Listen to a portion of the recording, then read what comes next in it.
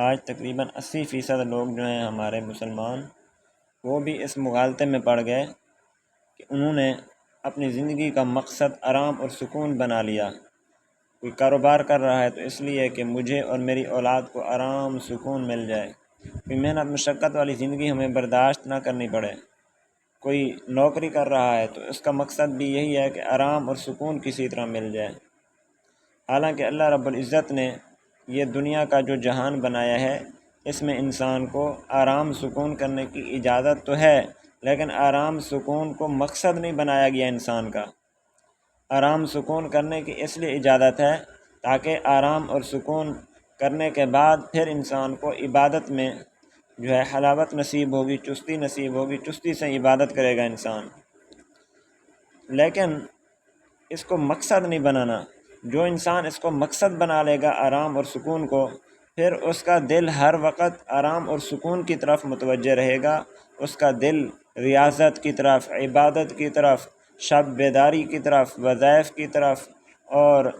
نفس کے جو خلاف کام ہیں ان کو چھوڑنے پر انسان کا دل ان کی طرف متوجہ نہیں ہوگا۔ بس آرام ہی آرام کی طرف انسان کا ذہن متوجہ رہے گا۔ اس کا دل نہیں کرے گا کہ میں رات کو اٹھ کر تہجد پڑھوں، اس کا دل نہیں کرے گا کہ میں صبح کے کام چھوڑ کر اشراق پڑھوں، اس کا دل نہیں کرے گا کہ میں سوتے وقت وضو کر کے سوؤں، کیونکہ اس کا مقصد ہی آرام اور سکون بن چکا ہے۔ جبکہ اللہ رب العزت نے ہمیں یہ سمجھایا ہے کہ یہ دنیا کا جہان جو ہے، اس میں انسان کو پیدا کیا گیا ہے، اس میں انسان کو پیدائش سے ہی مشکلات کا، مشقت کا سامنا کرنا پڑتا ہے، اور اللہ رب العزت نے اپنی حکمت کے مطابق اس جہان کو بنایا ہی ایسے ہے۔ اللہ رب العزت نے قسمیں اٹھا کر یہ اس جہان کی حقیقت کو بیان فرمایا۔ لا اقسم بہذا البلد وانت حل بہذا البلد ووالد وما ولد۔ اللہ رب العزت نے یہ 3 قسمیں اٹھا کر فرمایا، لقد خلقنا الانسان فی کبد، کہ ہم نے انسان کو مشقت کی حالت میں، محنت کی حالت میں زندگی گزارنے کے لیے پیدا کیا ہے۔ انسان پیدا ہوتا ہے تو اس کو مشکلات کا سامنا ہوتا ہے۔ جب بچہ ہوتا ہے طرح طرح کی بیماریاں لگ جاتی ہیں، پھر ان مشکلات کو برداشت کر کے جب کچھ عقل مند ہوتا ہے، پھر پڑھائی کی مشکلات، پھر تعلیم کی مشکلات، پھر صبح جلدی اٹھنا ہے، جلدی سکول کی طرف جانا ہے، جلدی پھر گھر واپس وقت پر پہنچنا ہے، پھر سکول کا کام کرنا ہے، پھر امتحانات دینے ہیں، پھر امتحانوں میں بھی اچھے نمبر لینے ہیں، تو یہ سارے مصائب، پھر اس کے بعد نوکری کا سوچنا ہے، کاروبار کا سوچنا ہے، پھر شادی کرنی ہے، تو شادی کرنے کے بعد بچوں کی ذمہ داری، بیوی کی ذمہ داری، پھر انہی مشکلات سے انسان گزرتا ہوا جب یہ ساری ذمہ داریاں ادا کر لیتا ہے، بچوں کی پڑھائی کی ذمہ داری، بچوں کی شادیوں اور نکاح کی ذمہ داری، اور گھر کے اخراجات کی ذمہ داری، یہ ساری مشکلات، مشقت، محنت برداشت کر کے انسان پھر قبر کے گڑھے کے قریب پہنچ جاتا ہے، تو پھر انسان جو ہے بڑھاپے کا بھی شکار ہوتا ہے، تو بڑھاپے میں بھی یہی محنت مشقت، تو انسان کو کئی طرح کی مشکلات کا سامنا کرنا پڑتا ہے۔ چاہے کوئی پیسے والا انسان ہو، پھر بھی اس کو مشکلات کا سامنا کرنا پڑتا ہے، چاہے کوئی بڑا کاروباری آدمی ہو، اس کو بھی محنت مشقت کرنی پڑتی ہے۔ البتہ یہ ہے کہ ہر کسی کی محنت مشقت کی اقسام مختلف ہیں، کوئی کس طرح کی محنت مشقت کرتا ہے، کوئی کس طرح کی محنت مشقت کرتا ہے۔ اگر دنیاوی شعبوں میں بھی ہم یہ ذہن بنا لیں کہ ہم نے آرام اور سکون ہی کرنا ہے، تو پھر ہم دنیاوی شعبوں میں بھی ترقی نہیں کر سکیں گے۔ تو جب ایک عارضی دنیا بغیر محنت مشقت کے ہم اس کو حاصل نہیں کر سکتے، اس میں ترقی نہیں کر سکتے، تو آخرت کا لامحدود جہان، لامحدود جنت، جنت کا لامحدود رقبہ، جنت کے لامحدود محلات اور جنت کی لامحدود نعمتیں، ان کو حاصل کرنے کے لیے اگر ہم نے آرام اور سکون کو ہی مقصد بنایا تو پھر ان کو ہم کیسے حاصل کر سکیں گے؟ تو قرآن پاک نے شیطان کے اس دیے ہوئے دھوکے کا جواب دے دیا کہ انسان کبھی بھی اپنا مقصد آرام و سکون کو نہ بنائے، ہاں آخرت کے آرام و سکون کو مقصد بنائے، جو کہ دائمی ہے، جس کو مقصد بنانا جائز بھی ہے، اس کو اپنا مقصد بنائے، تب تو ہے کامیاب۔ اور اگر دنیا میں ہی آرام و سکون کا ذہن بنا کے بیٹھ جائے گا تو اس جہان میں تو اس کو پیدا کیا گیا تھا محنت مشقت، عبادت، ریاضت کرنے کے لیے، اور اس نے آرام اور سکون کو اپنا مطمع نظر بنا لیا، تو ایسا انسان جو ہے وہ ناکام ہو جائے گا۔ آپ دیکھ لیں انسان دنیا میں دنیاوی چیزوں میں کتنی محنت کرتا ہے۔ یہ جو ہوائی جہاز ہے اس کو بنانے میں کتنی محنت کی، یہ جو بحری جہاز ہیں ان کو بنانے میں انسان نے کتنی محنت کی، یہ جو موبائل ہے جدید ٹیکنالوجی ہے اس کو بنانے میں، اس کا فن حاصل کرنے میں انسان نے کس قدر محنت اور مشقت کی ہے۔ تو آخرت کی جو نعمتیں ہیں، آخرت کی جو ایجادات اور چیزیں ہیں، وہ تو دنیا کی جتنی بھی ایجادات ہو جائیں اس کے مقابلے میں کچھ نہیں، وہ تو اتنی اعلیٰ اور عرفہ چیزیں ہیں، ان کو حاصل کرنے کے لیے انسان کو اس دنیا سے بھی کئی گنا زیادہ محنت مشقت کرنی پڑے گی۔ تو اللہ رب العزت نے اس دھوکے کا جواب تو دے دیا سورۃ البلد کے اندر۔ دوسرا دھوکا جو شیطان کی طرف سے انسان کو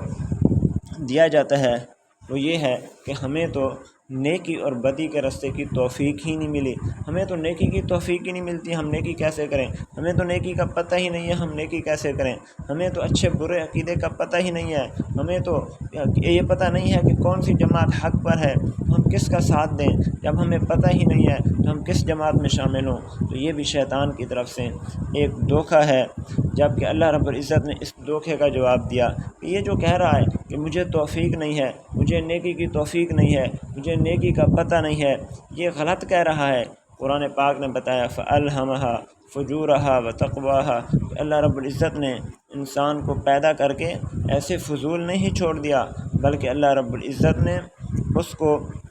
نیکی کا بھی الہام دیا ہے، برائی کا بھی الہام دیا ہے، اس کو پتہ ہے نیکی کا کام کون سا ہے، اس کو پتہ ہے برائی کا کام کون سا ہے، پھر اس کو یہ بھی پتہ ہے کہ نیکی کا کام کرنے کے لیے کیا کرنا پڑے گا، برائی کا کام کرنے کے لیے کیا کرنا پڑے گا، پھر اس کو یہ بھی پتہ ہے نیکی کے کیا طریقے ہیں، برائی کے کاموں کے کیا طریقے ہیں، پھر اس کو یہ بھی پتہ ہے نیکی کے کام کرنے کے کیا فائدے ہیں، برائی کے کام کرنے کے کیا فائدے ہیں۔ یہ سب بنیادی باتیں جو ہیں ان کا علم انسان کے پاس موجود ہے،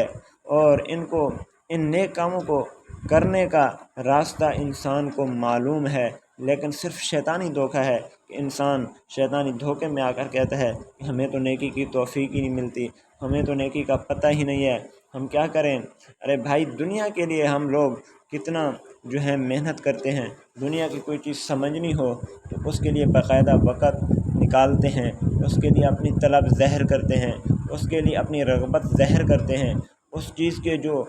ماہر لوگ ہیں، دنیا کے کسی بھی فن کے جو ماہر لوگ ہیں ان کے پاس جاتے ہیں، ان کو اپنی طلب اور رغبت دکھاتے ہیں، پھر ان سے علم حاصل کرتے ہیں، سیکھتے ہیں، بعض دفعہ تو فیسیں بھی ادا کرتے ہیں اور ان کا وقت بھی لیتے ہیں۔ تو دنیا کی چیزوں کی چونکہ اہمیت ہے، اس لیے ہم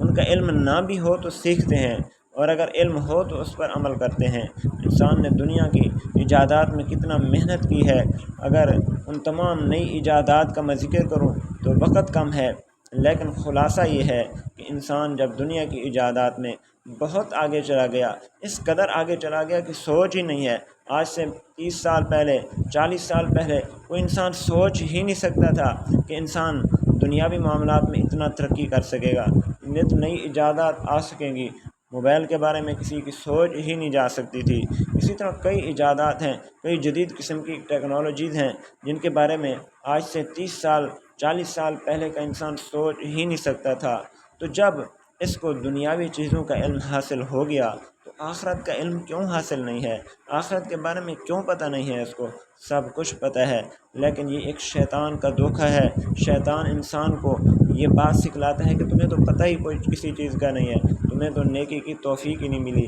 تو یاد رکھیں، اگر اللہ رب العزت انسان کے لیے نیکی کے راستے کھلے نہ رکھیں، نیکی کے راستے کھلے نہ رکھیں تو اللہ رب العزت قیامت کے دن گناہ گار لوگوں کو پھر سزا کس طرح دیں گے۔ وہ تو گناہ گار لوگ بول پڑیں گے کہ ہمارے سامنے تو نیکی کے راستے تھے ہی نہیں، ہمارے سامنے تو فرائض واجبات سنن کو ادا کرنے کا کوئی علم تھا ہی نہیں، جبکہ اللہ رب العزت نے ان چیزوں کا علم حاصل کرنا انسان پر فرض قرار دیا ہے۔ اور اللہ رب العزت نے یہ بھی یاد رکھو، کسی کو برائی کرنے پر اللہ رب العزت مجبور نہیں فرماتے۔ انسان جو بھی نیکی کرتا ہے یا برائی کرتا ہے، اللہ رب العزت نے نیکی اور برائی کی سمجھ دی ہے، پھر انسان کو قصد، ارادہ اور اختیار دیا ہے۔ کوئی اپنا قصد، ارادہ اور اختیار استعمال کر کے نیکی کا کام کرتا ہے، کوئی اپنا قصد ارادہ اختیار استعمال کر کے برائی کا کام کرتا ہے، تو کوئی یہ نہیں کہہ سکتا کہ ہم مجبور ہیں گناہ کرنے پر، کیونکہ اگر اللہ رب العزت ہمیں گناہ کرنے پر مجبور فرما دیتے اور نیکی کی توفیق نہ دیتے تو قیامت کے دن تو ہم انسان اللہ کو کہہ سکتے تھے کہ اللہ میں کس طرح نیکی کرتا، تو نے تو مجھے گناہ کرنے پر مجبور کر دیا تھا، تو نے تو مجھے نیکی کی توفیق دی ہی نہیں تھی۔ تو کیا ہم اس طرح کہہ سکیں گے اللہ رب العزت کو؟ جب ہم نہیں کہہ سکیں گے اور نہ کہہ سکتے ہیں تو ہمیں ماننا پڑے گا کہ اللہ رب العزت نے ہمیں نیکی کے کام کرنے کی سمجھ بھی دی ہے اور اس کو کرنے کا قصد ارادہ اختیار بھی دیا ہے، اور برائی کے کام کی سمجھ بھی دی ہے، اور برائی کے کام کو کرنے کے لیے ہمارے جسم کو طاقت بھی دی ہے، ہمیں اس کا ارادہ کرنے کی طاقت بھی ہے، اس کو بالفعل کرنے کی طاقت بھی ہے۔ یہ سارا نظام موجود ہے دونوں صورتوں کا، تو صرف شیطان نے ہمیں یہ دھوکہ دیا ہے کہ ہمیں نیکی کی توفیق ملے گی تو ہم نیکی کریں گے، ہمیں داڑھی رکھنے کی توفیق ملے گی تو ہم داڑھی رکھیں گے۔ بھائی توفیق کا مطلب ہوتا ہے حالات کا موافق ہونا۔ جب ایک انسان داڑھی رکھاتا ہے تو حالات تو اس کے موافق ہیں، کون بندہ جو ہے اس کو زبردستی جو اس کو داڑھی نہیں رکھنے دے گا؟ حالات تو موافق ہیں، کون سا وہ مجبور ہے؟ کون سا اس کو قتل ہونے کا خطرہ ہے؟ کون سا اس کی جان چلی جانے کا خطرہ ہے؟ جب یہ خطرات نہیں ہیں اس کا مطلب یہ ہے کہ حالات موافق ہیں، پھر بھی وہ داڑھی نہیں رکھ رہا۔ آج کسی کو کہیں کہ نماز پڑھو، جواب یہی دیتا ہے کہ نماز پڑھنے کی توفیق اللہ رب العزت دیں گے تو ہم نماز پڑھیں گے۔ یہ بھی شیطانی دھوکہ ہے۔ اگر انسان گھر سے اٹھے، وضو کرے، مسجد کی طرف آئے، جماعت کے ساتھ نماز پڑھے، پھر واپس گھر چلا جائے تو کوئی درمیان میں حالات خراب نہیں ہوتے، کوئی اس کو نہیں روکتا، کوئی پکڑ دھکڑ نہیں ہوتی، کوئی حکومت کی طرف سے پابندی نہیں ہے۔ جب یہ ساری چیزیں نہیں ہیں تو اس کا مطلب یہ ہے کہ حالات موافق ہیں نماز پڑھنے کے۔ اسی کو کہتے ہیں توفیق، اسی کو کہتے ہیں توفیق۔ اس کو مطلب سمجھنا چاہیے۔ تو جب اللہ رب العزت نے یہ حالات ہمارے موافق کر دیے ہیں نیک کام کرنے کے، تو اس کا مطلب یہ ہے کہ اللہ نے ہمیں نیکی کی توفیق دے دی ہے۔ اب آگے ہم اپنے قصد اور ارادے کو اختیار کرتے ہوئے نیکی نہ کریں تو یہ ہمارا قصور ہے، یہ ہمارا قصور ہے جو کہ ہمیں شیطان کی طرف سے دھوکہ دیا جاتا ہے۔ اللہ رب